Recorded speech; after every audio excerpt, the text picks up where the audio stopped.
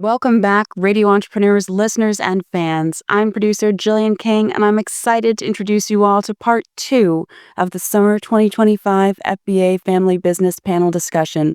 What does success look like in 2025? Next, I will introduce our panelists and the moderator for this discussion.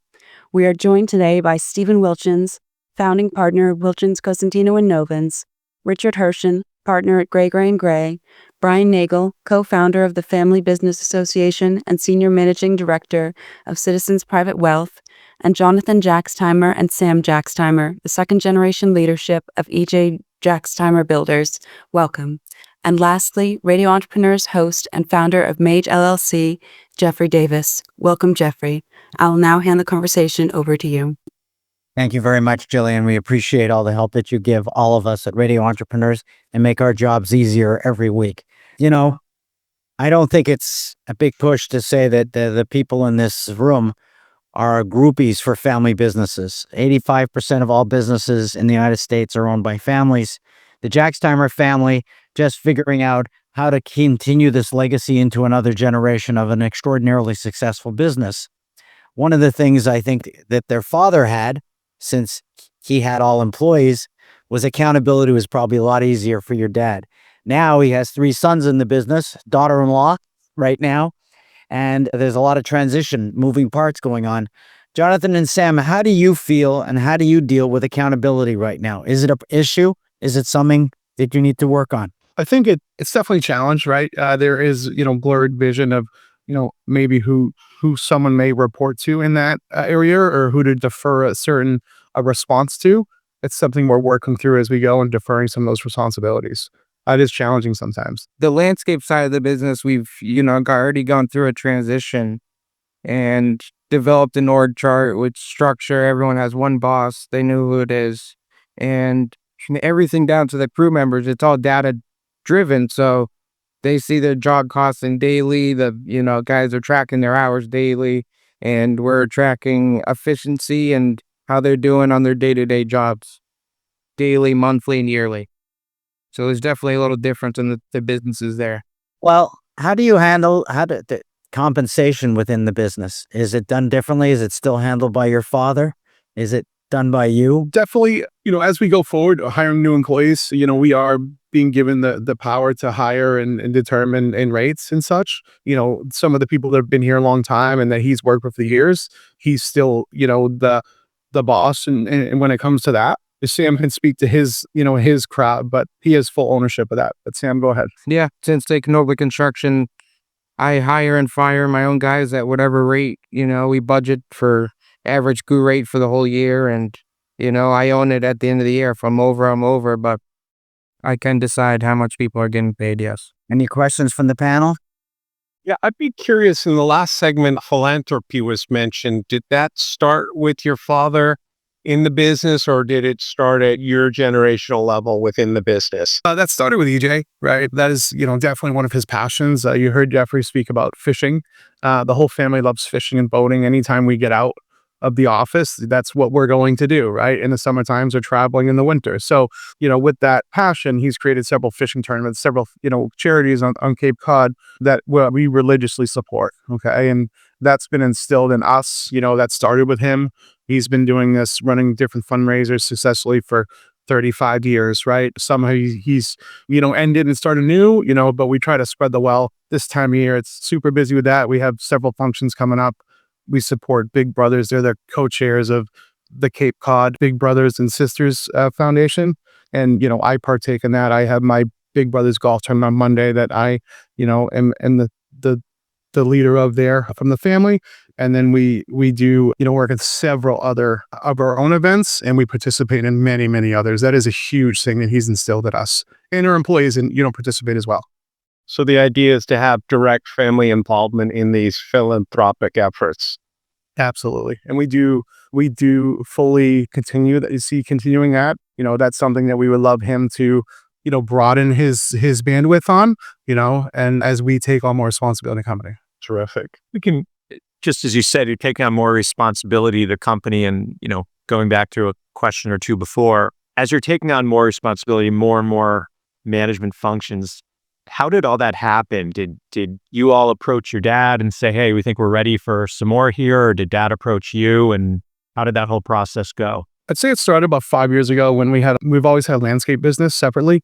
And we had someone here that was here for 30 years and they retired, right? So there was a big question of like, what do we do, right? And we said, hey, do we sell it? Do we give up on it? Do we continue it? And we decided to hire consultants. As you heard from Sam, he went to UMass Stockbridge and that's what he wanted to do.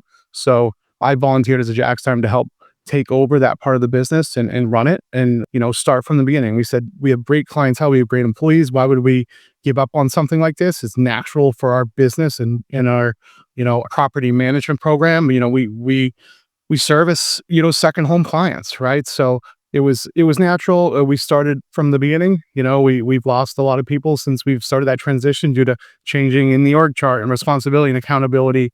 But we built a great business now. So we went from 20 employees to 65-ish now in landscape in 5 years, and we've 6x revenue in 5 years. So, it's definitely different, but we wanted to continue because we wanted to create that one-stop shop on the Cape Cod for them to call us for everything. You talked about the different divisions, and it was clear with Sam. Did you and your brother Jamie, did you have a say in your positions, or was that sort of you were slotted in? I think we just grew into those, right? We started from the bottom up. We started doing carpentry with the guys that have been here for 30 years, right? And we've sort of worked our way up. I went to school for construction management. I came back and I started to spend a little more time in the office and running projects. But we've all had that natural start from the bottom and work our way up. So we've had that experience in some way or another. You said the key is your employees as well, and it's hard to get good employee. What are you doing for your employees for long term? How are they being engaged in the company and have the same vision that you have? Does want to allow us to speak to landscape first? Yeah, we try to develop a real positive culture every day and, getting people to buy in, especially in that side of the business, buy into the whole data-driven part of it and have them own their own performance. And then, that trickles down to their bonus at the end of the year. That trickles down to, employee of the year, employee of the month, employee of the week. And on top of all that, since we're a big family company, we do lots of cookout, spring kickoffs, cookouts at the farm. A couple of years back, we chartered a whole boat in Cape Cod Bay and brought 100 employees on a lobster cruise for the night. The year before that, we brought 100 employees to the Red Sox game. I'm just trying to engage everyone's family, have them bring them to cookouts and stuff like that, or I think really, really helps us with our employees. I think we want to show people, specifically in the landscape side, that there's full transparency. Our managers are privy to the P&L. They help create the budget. We're showing them that, there's a tremendous career path here for them, right? And I think that's a new way of doing things. They're sharing the number. They're part of making the numbers. So there's accountability, there's buy-in, like Sam said, and engagement. So that we're all working towards the same goal. On the building side, we have a lot of long-term employees, a lot of carpenters and people that, are getting to the age of retirement. Some have happened the last couple of years and, we know there's a few more coming up.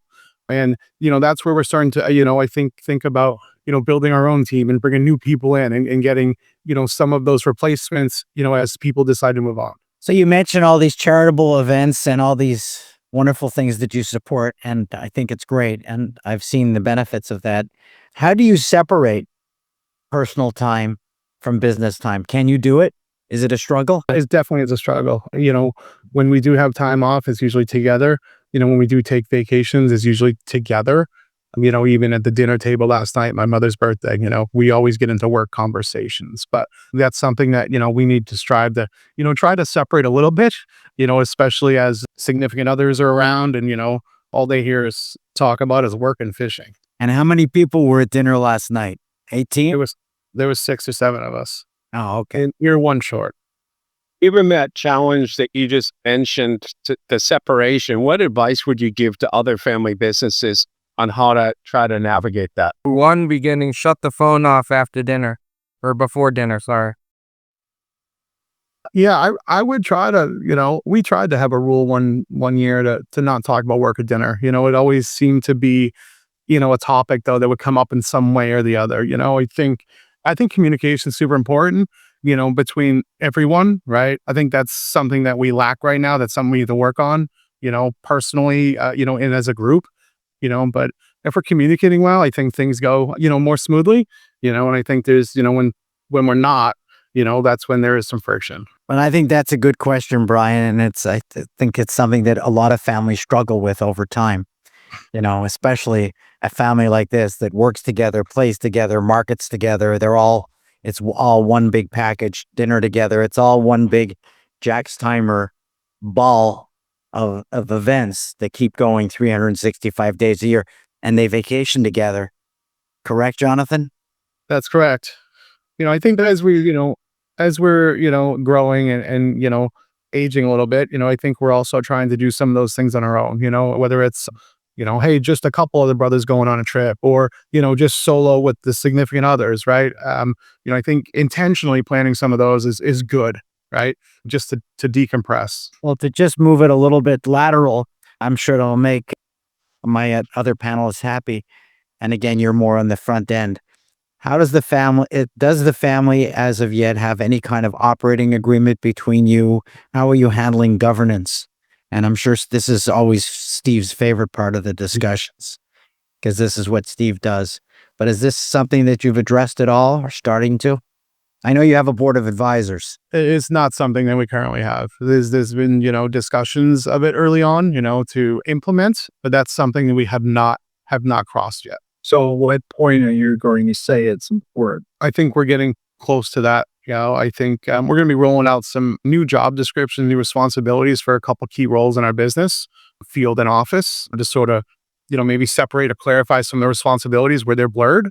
And I think that would probably be, in the next 6 months, an important conversation that we're going to have as a family. What is your mom in this conversation? And what have you gained from listening to your mom at the family table business and the family, even at age? My mother's super important to all of us, right? A close-knit family.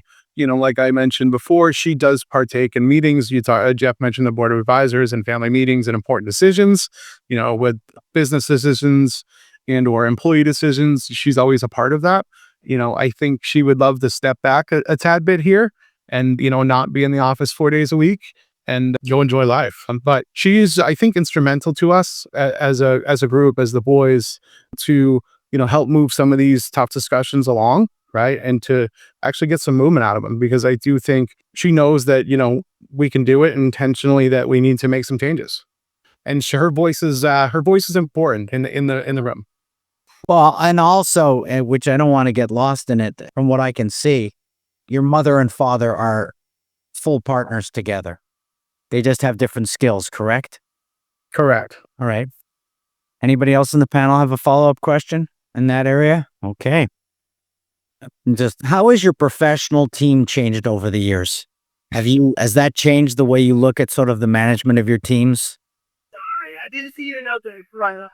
Yeah, and that's a good one for you. So back 4 years ago, bringing a consultant into the landscape side, like Jonathan said, we had some key players leave, which allowed new roles to open up and bring new faces and ideas into the business, which was definitely beneficial. I mean, we're getting an outsider coming in, we're changing ways, become more efficient and all that stuff. So I think it's definitely a good thing to bring new people in. What's your feeling about sharing with employees some of the stock equity in the company as you split into as your parents start to wind down? It's something that hasn't really come up yet. We are trying to incentivize people more on performance and to get buy-in and engagement, whether that be through, onus incentives or pay or, other benefits, etc.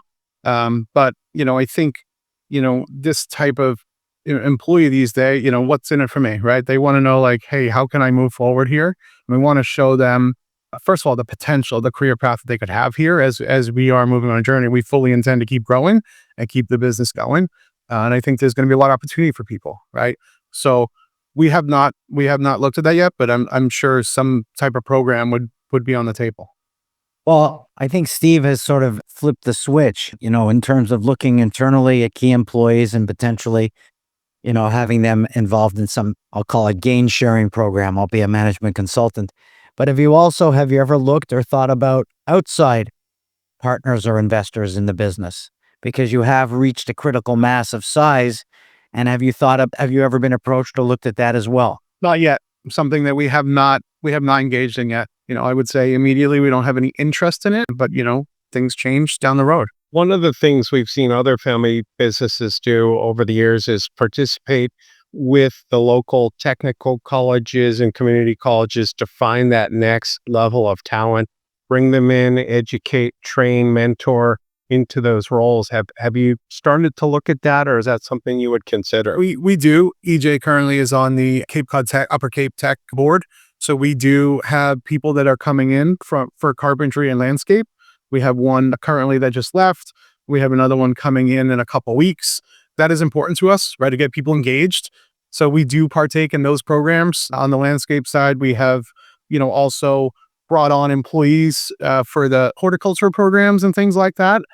So we have at least one right now that we do love to bring them on to see if we can get them engaged and show them what potential could be here. We just hired someone out of Wentworth for a internship this summer. They start in a couple weeks. Someone that came to us that lives on the Cape or Wareham and is in his second year and is looking for a career. So he reached out about a summer job, and we hopped right all over that. And we're excited to have someone like that to bring on and to maybe learn from them, and they can learn from us, and see if you can get someone engaged to have a career here. So often companies, I think that's a good idea. Often companies look to really train people to generate the key people from within, starting with an internship, starting from a technical school for college, and then having grow. The same issue is how do you deal with housing your key employees? Certainly if you have, some areas of the Cape, I'm sure it's challenging to get the people, try to pay them and have them have a living at the same time remain on the Cape. How's that? What's that? Sam, you want to take that one? Yeah, I mean, right now the housing's definitely a challenge, and we do offer to help people try to find houses, whether it's rental property or what, but it's definitely a challenge every day. I mean, people are always coming in every morning say, I got to move out, I got to find a new spot. It's way too expensive. A lot of them are moving over the bridge now. I'm sorry, we've come to the end of this segment. We ran it over a little bit long. I'm turning this over to Jillian King, our producer. Hi, Jillian. Thank you, everyone, for that compelling discussion about what makes a family business thrive. That wraps up part 2 of this summer 2025 FBA Family Business panel discussion.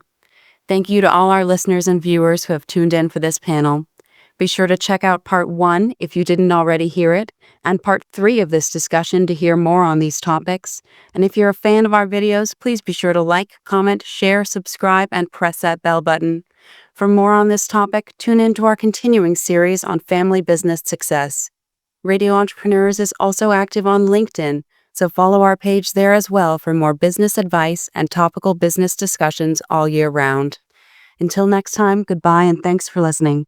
We'll be back with more stories on Radio Entrepreneurs.